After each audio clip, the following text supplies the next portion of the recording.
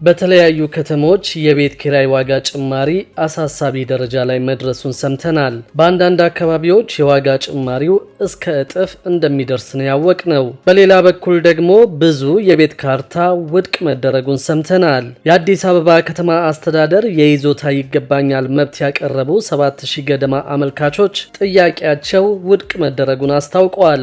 ሰላም ቤተሰቦቻችን፣ ከቤት ኪራይ ጋር በተያያዘ ያላችሁን ሀሳብ ጻፉልን። አሁን ዝርዝር መረጃዎቹን አንድ በአንድ ወደ እናንተ እናደርሳለን። እስከ መጨረሻው አብራችሁን ቆዩ።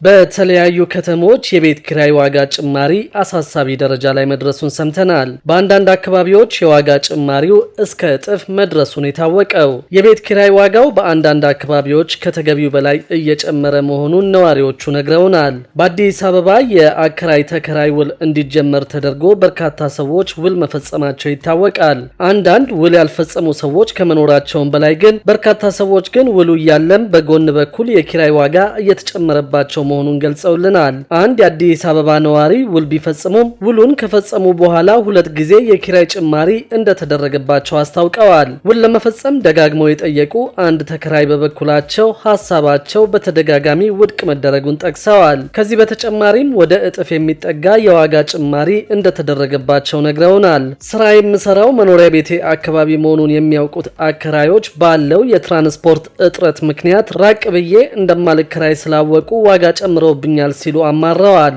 በርካታ የዩቲዩብ ቻናላችን ተከታታዮችም የቤት ኪራይ ዋጋ እየጨመረ መሆኑን ሐሳባቸውን ገልጸውልናል። የመቀሌ ከተማ ነዋሪዎች በተመሳሳይ የዋጋ ንረት መኖሩን ለብስራት ራዲዮ መናገራቸውን ጣቢያው ዘግበዋል። የከተማዋ ነዋሪዎች እንደሚሉት ከሆነ በመቀሌ ከተማ ተከራዮች በየወሩ ሊባል በሚችል ደረጃ የቤት ኪራይ ዋጋ እንዲጨምሩ እየተጠየቁ ይገኛሉ። ማህበራዊ አለመተማመንና በቃል ያለመገኘት የመሳሰሉ ችግሮችን አብሮ ይዞ መጥቷል፣ እኛንም ወደ አላስፈላጊ የኢኮኖሚ ቀውስ እየከተተን ነው ሲሉ ተናግረዋል። የቤት ኪራይ ዋጋ ጭማሪው ቀንደኛ ተዋናዮች ደላሎች ናቸው ያሉት የመቀሌ ነዋሪዎቹ ደላሎቹ የቤት ባለቤቶችን አሁን ያለውን ተከራይ ሰበብ ፈጥራችሁ አስወጡት፣ እኛ በተሻለ ዋጋ እናከራይላችሁ በማለት ነባር ተከራዮች እንዲወጡ በማድረግ ቤቱን በእጥፍ ዋጋ እያከራዩ ነው ብለዋል። የመቀሌ ከተማ ነዋሪዎቹ የቤት ኪራይ ዋጋ ንረቱ በዚህ ከቀጠለ ከቁጥጥር ውጭ መሆኑ አይቀርም ሲሉ ገልጸዋል። የአዲስ አበባ ከተማ አስተዳደር በቤት አከራይና ተከራይ ዙሪያ ከሚከተለው አሰራር ልምድ በመቅሰም ተመሳሳይ አሰራር ቢተገበር የተሻለ መሆኑንም ጠቁመዋል። በሌላ በኩል ደግሞ ብዙ የቤት ካርታ ውድቅ መደረጉን አውቀናል። የአዲስ አበባ ከተማ አስተዳደር የይዞታ ይገባኛል መብት ያቀረቡ 7000 ገደማ አመልካቾች ጥያቄያቸው ውድቅ መደረጉ ታውቋል። በአዲስ አበባ ከተማ በአርሶ አደርነትና በአርሶ አደር ልጅነት የይዞታ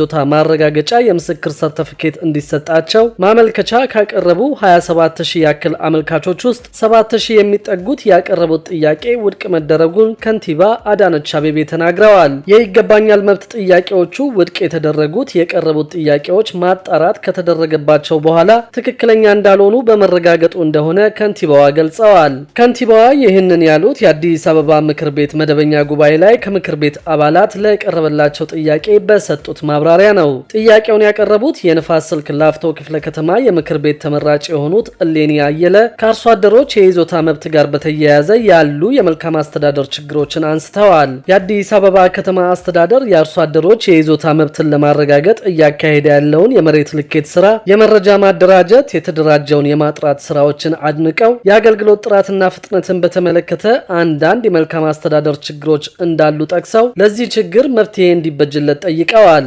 ጉዳዩ የሚመለከታቸው ባለድርሻ አካላት ትክክለኛ አርሶ አደሮች የይዞታ መብታቸው እንዳይነፈግና ሌሎችም ያለ አግባብ እንዳይጠቀሙ እንዲያደርጉም አሳስበዋል። ለጥያቄው ምላሽ የሰጡት ከንቲባ አዳነች አቤቤ ይህንን ጉዳይ በተመለከተ ባለፉት የከተማይቱ ስብሰባዎች ላይ መሰል ጥያቄዎች መነሳታቸውን አስታውሰዋል።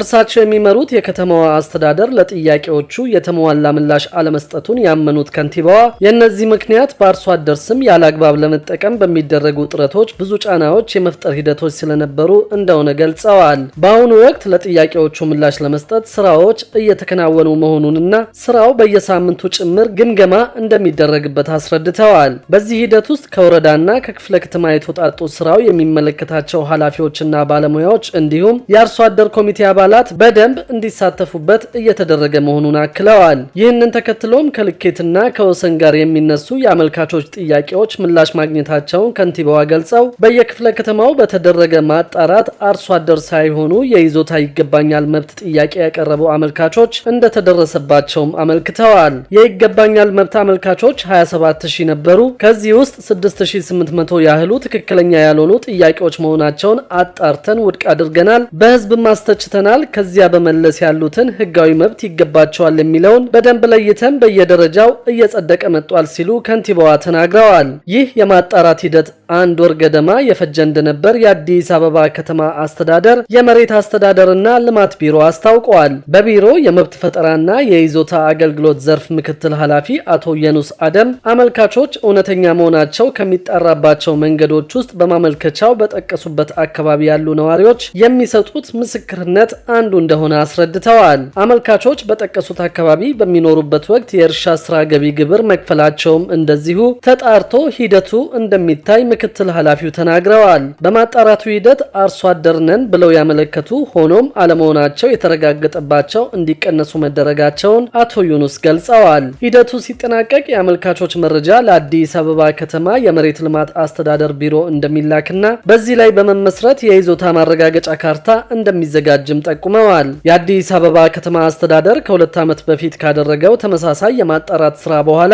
ለ3451 አርሶ አደሮች የመሬት ይዞታ ማረጋገጫ ሰርቲፊኬት መስጠቱን በጊዜው አስታውቆ እንደነበር ይታወሳል። በሌላ በኩል የደረጃ ሀና ለግብር ከፋዮች በሙሉ የሂሳብ መዝገብ ካላቀረቡ እንዳይስተናገዱ ውሳኔ ተላልፈዋል። ከመጪው በጀት ዓመት ጀምሮ የደረጃ ሀና ለግብር ከፋዮች በሙሉ የሂሳብ መዝገብ ካላቀረቡ እንዳይስተናገዱ የሚያስገድድ ውሳኔ መተላለፉን የአዲስ አበባ ገቢዎች ቢሮ ገልጿል። የአዲስ አበባ ገቢዎች ቢሮ የኮሚኒኬሽን ዳይሬክተር አቶ ሰውነት አየለ እንደገለጹት ሁሉም የደረጃ ሀና የደረጃ ለግብር ከፋዮች ስርዓት ያለው የሂሳብ መዝገብ ካላቀረቡ ከሚቀጥለው ዓመት ጀምሮ አይስተናገዱም ብለዋል። የደረጃ ሀና የደረጃ ለግብር ከፋይ ነጋዴዎች በታክስ አስተዳደር አዋጅ መሰረት የሂሳብ መዝገብ እንዲይዙ በሕግ እንደሚገደዱ ዳይሬክተሩ ገልጸዋል። በዚህም መሰረት የወጪ ገቢ ሰነዳቸውን በአግባቡ አዘጋጅተው የሚስተናገዱ እንዳሉም ጠቁመዋል። ሆኖም በደረሰኝ ግብይት ካለመፈጸምና በሌሎች ምክንያቶች የሂሳብ መዝገብ ይዞ ለመገኘት ችግር አለ ያሉት አቶ ሰውነት አብዛኞቹ በተለይ የደረጃ ለግብር ከፋዮች በግምት እንዲወሰንላቸው ይፈልጋሉ ብለዋል። በግብር ከፋይ ነጋዴዎች በኩል ሕጉን ተረድቶ አለመንቀሳቀስ፣ ሕጋዊ ደረሰኝ ለመቁረጥ አለመፈለግ፣ በቢሮ በኩል ደግሞ ሕጉን በአግባቡ ለመተግበር ክፍተት መኖሩ ግምት ላይ በተመሰረተ ውሳኔ ሲደረግ ቆይቷል ያሉት ዳይሬክተሩ የሚስተዋለውን ችግር ለመቅረፍ ስራዎች እየተከናወኑ ነው ብለዋል። በዚህም መሰረት ከሚቀጥለው በጀት ዓመት ማለትም ከሐምሌ 1 ቀን 2017 ዓ.ም ጀምሮ የሂሳብ መዝገብ ይዘው የማይገኙ ነጋዴዎች እንደማይስተናገዱ አስረድተዋል። በዚህም መሰረት ነጋዴዎች አሰራሩን አውቀው ከወዲሁ የሂሳብ ሰነዳቸውን በመያዝ ገቢና ወጪያቸውን በአግባቡ ማወቅ እንዳለባቸው ገልጸዋል። ይህም ያለ አግባብ ግብር እንድንከፍል ተደርገናል የሚሉ ቅሬታዎችን ለማየት እንደሚያስችልም አስታውቀዋል። ቢሮውም ግምትን መሰረት ያደረገ ዘመናዊ የገቢ አሰባሰብ ስርዓት እንዲዘረጋ የሚያስችለው በመሆኑ ከተማዋ ከገቢ ማመንጨት ያለባትን እንድታገኝ ያስችላታል ብለዋል። በበጀት ዓመቱ 9 ወራት 163.6 ቢሊዮን ብር ለመሰብሰብ ታቅዶ 160.9 ቢሊዮን ብር በመሰብሰብ የእቅዱን 98.3 በመቶ ለማሳካት ተችሏል ብለዋል። ይህም ካለፈው ተመሳሳይ ወቅት ጋር ሲነጻጸር የ54 ቢሊዮን ብር ወይም የ40 በመቶ ብልጫ እንዳለው ለማወቅ ተችሏል። ክብራትና ክብራን የአዲስ ቢዝነስ የዩቲዩብ ቻናል ተከታታዮቻችን ይህንን ቻናል ሰብስክራይብ ሳታደርጉ የምትከታተሉን ከሆነ ቢዝነስና ተያያዥ ጉዳዮችን በተመለከተ አዳዲስ መረጃ ለማግኘት የዩቲዩብ ቻናሉን ሰብስክራይብ በማድረግ ቤተሰብ እንድትሆኑን በትህትና እንጠይቃለን።